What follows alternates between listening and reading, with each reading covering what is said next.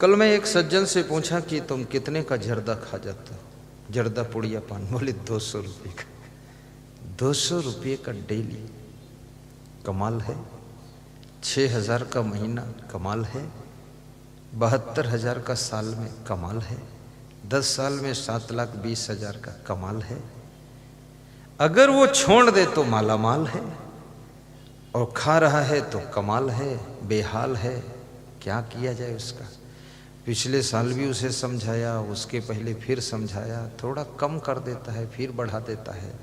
जब देखता गुरुदेव आने वाले तो घटा देता है, जब देखता जाने वाले तो फिर बढ़ाता है।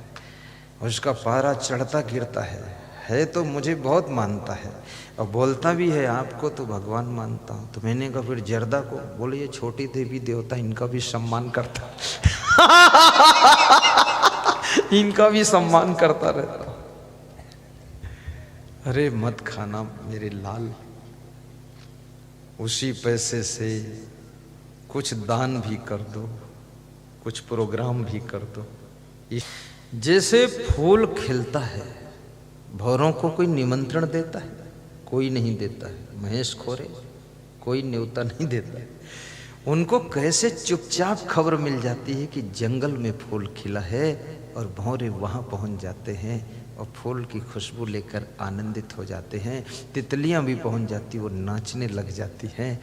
इसलिए मैं कहूँगा सत्संग कहीं हो रहा हो, वहाँ भौरा बनकर पहुँच जाओ, तितली बनकर पहुँच जाओ, उसी में झूम जाओ, मस्त हो जाओ। सत्संग ही सुख देगा। काकभूषुंडी जी गरुड़ जी से कहते हैं, गरुड़ सुख देने वाला केवल सत्संग है। संत मिलन सम सुख जग नहीं, नहीं दरिद्र सम दुख जग माही। दरिद्रता से बड़ा कोई दुख नहीं है, इसलिए घर में दरिद्र को आने मत दीजिए।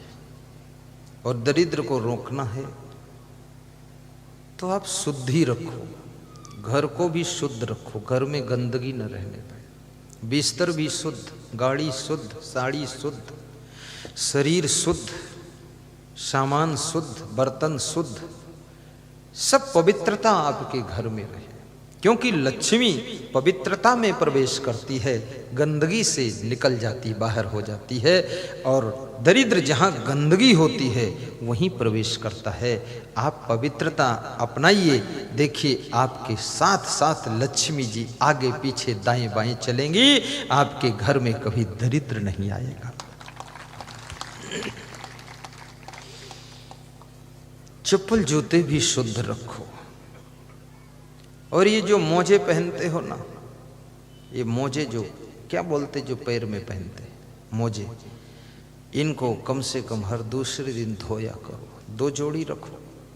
इसमें तो बहुत पसीना आता, बहुत बदबू आती, बहुत गंध आती। और थोड़ा सा आप मोजे कम भी पहनो। ठंडी बहुत हो तो पहनो, बाकी निकाल दो, खुला अंगुलियां रहे। मैंने तो कभी मोजा पहना ही नहीं जिंदगी में, न कभी ये वाला पहनता हूँ। कुछ नहीं, फालतू काम है। नल पर जाओ तो भीग जाता है, उसमें बदबू बहुत आती है, बहुत गंध आती, पसीना पसीना सब जूते के अंदर कसा कसा। थोड़ा सा ठंडी भी शरीर में लगनी चाहिए, थोड़ा गर्मी भी ज्यादा लगनी चाहिए। एक बहुत मेरे भक्त डॉक्टर ने बताया है, जिसके शरीर में 4 घंटे कड़ी धूप सूरज की लगेगी, वो व्यक्ति 90% बीमार ही नहीं होगा। क्या बात बताया है। और उसने बताया जिसके शरीर में ये खुली हवा भी लगेगी वो बहुत स्वस्थ रहेगा। और उसने बताया जो थोड़ा नंगे पांव चलेगा और दौड़ेगा, उसको बुखार सर्दी जुकाम नहीं आएगा। थोड़ा नंगे पांव भी चलने का अभ्यास कीजिए, मिट्टी पर भी चल दीजिए। और थोड़ा सा सरसों का तेल भी पैरों में मालिश कर दीजिए। सरसों का तेल जॉइंटों में, सरसों जानते हो, शुद्ध सरसों का तेल। और उस डॉक्टर ने ये भी बताया कि सरसों के तेल के समान खाने के लिए, स्वास्थ्य के लिए कोई और तेल ही नहीं है, इसलिए सरसों का तेल खाइए। तो सबसे अच्छा है, और या फिर मूंगफली का तेल खाइए, और या कि फिर बताया है सोयाबीन का भी तेल ले सकते हो, लेकिन सरसों का तेल सबसे टॉप है। वो भी रिफाइन नहीं होना चाहिए, डायरेक्ट सरसों लीजिए, धोइए, सुखाइए, पेरिए, तेल निकालिए, डब्बे में भरिए और सब्जी बनाइए, फिर खाइए, फिर देखिए क्या चमत्कार है। जो कुछ होने वाला है वो वर्णन नहीं हो सकता है। आपका शरीर ठीक रहेगा। और सरसों का तेल यदि नाभि में लगा लो स्नान के बाद, तब तो उसकी बहुत बड़े चमत्कार, केवल 3 बूंद। और घी यदि नाभि में लगा दो, गाय का घी, देसी घी नाभि में थोड़ा सा, बस उसका भी बहुत चमत्कार है। और नाभि से पूरा कनेक्शन है, आपका सिर दर्द भी ठीक हो जाएगा, बहुत फायदा होगा नाभि में लगाने से। लेकिन कान में सरसों का तेल नहीं डालना चाहिए, घी भी नहीं डालना चाहिए कान में। ये कान में तेल, घी, शक्कर नहीं डालना है। कान में पानी भी नहीं भरना चाहिए, कान में लकड़ी भी नहीं घुसेड़ना चाहिए। कितने लोग कान में लकड़ी घुसेड़ते हैं, अंदर का कचरा, पर्दा फट जाता है, फिर रुई लगाकर घूमते हैं, उसमें से मवाद निकलती रहती है। कान में रुई लगा दिया, फिर घूम रहे, कहते कान में दर्द है, लकड़ी घुसेड़ दिया। एक छोटी सी बात बचपन में मुझको किसी ने सुनाया था कि नाक में उंगली, कान में तिनका, मत कर मत कर मत कर। और दांत का मंजन, आंख का अंजन, नित कर नित कर नित कर। आंख का अंजन भी करिए। इसमें कितने लोग ऐसे जो आंख का अंजन करते हैं? अंजन जानते हो कि नहीं? अंजन ये इंजन नहीं, आंख में इंजन घुसेड़ देंगे। अंजन आता है नीम का अंजन, सुरमा ठंडा लगाया जाता है, कोई करता ही नहीं है। लेकिन आंख के ऊपर आप थोड़ा सा अंगुली में तेल या घी लगा करके ऐसे कर सकते हैं, पलकें बंद करके, वो फायदा करेगा आपको आंख के ऊपर, लेकिन कान में नहीं। नाक में अगर तेल लगाते हैं आप, ये नाक में भरना नहीं है, खाली लगा देना हल्का, तो उससे नाक आपकी सूखेगी नहीं। और वहाँ नाभि में तेल लगाने से नाक नहीं सूखती है और ओंठें नहीं सूखती, नाभि में लगा दो आप, यहाँ से कनेक्शन वहाँ चला जाएगा। और नाक में थोड़ा तेल लगा देने से नाक के अंदर जो है, जो बैक्टीरिया है, वो सब खत्म हो जाता है। तो आँख का अंजन नित्य करो। आँख में काजल पहले लगाया जाता था, अब तो काजल कोई महिलाएं बनाती भी नहीं और कोई लगाता भी नहीं है। वैसे काजल बहुत फायदेमंद होता था। आँख में काजल अभी भी बना बनाया काजल बिकता है, पर आपको संदेह भी रहता है, पता नहीं कैसा काजल है, आँख फूट जाए तो क्या होगा। डर मारे भी नहीं लगाते हो, मैं भी नहीं लगाता हूँ डर मारे कि पता नहीं क्या डाल दिया हो। आजकल लोभी लोग सब में मिलावट करते, काजल में कुछ मिला दे, अपनी आँख फूट जाए तो कौन जिम्मेदार है। तो इसलिए पड़ी रहने दो ऐसी है। और बड़ी मजे की बात, पशु पक्षी आँख में कुछ नहीं लगाते, उनकी आँखें बहुत अच्छी रहती। ये हमारे आपके जीवन का जो खान पान है, यूरिया, डीएपी और फास्फोरस, पोटास, इसके कारण जो है बहुत स्वास्थ्य में गड़बड़ियाँ होती हैं। यदि हम प्रकृति के जैसे चीजें हैं वैसी उनको ग्रहण करें तो स्वास्थ्य बहुत अच्छा रहेगा। तो श्री कृष्ण कहते हैं कि क्रोध मनुष्य के भाग्य को बिगाड़ता है।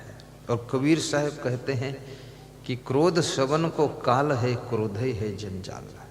ये क्रोध ही काल का रूप है। और चाणक्य ने कहा है कि क्रोधो वैवस्तो राजा, तृष्णा वैतरणी नदी, विद्या काम दुगा, धेनु संतोषो नंदनम वरम। चाणक्य नीति में चाणक्य कहते हैं कि क्रोध यमराज का रूप है। जैसे यमराज आता है तो वो भी मारता है, और क्रोध जब आता है तो ये भी मारता है।